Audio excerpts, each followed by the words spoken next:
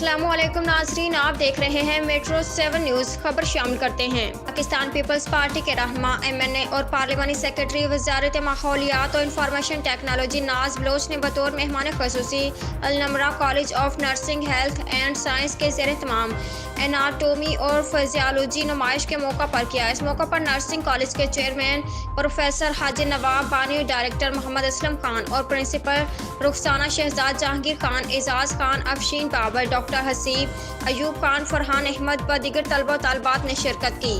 ناز بلوچ کا مزید کہنا تھا کہ نرسنگ کا شعبہ بہت معتبر ہے، خدمت انسانیت سے سرشار طالب علم کی کاوشوں کو سراہتے ہیں۔ النمرا کالج آف نرسنگ کے بانی اور ڈائریکٹر اسلم خان نے خطاب کرتے ہوئے کہا کہ مجھے خوشی ہے کہ پہلے بیچ نے اپنے تعلیمی سال مکمل کر لیا ہے۔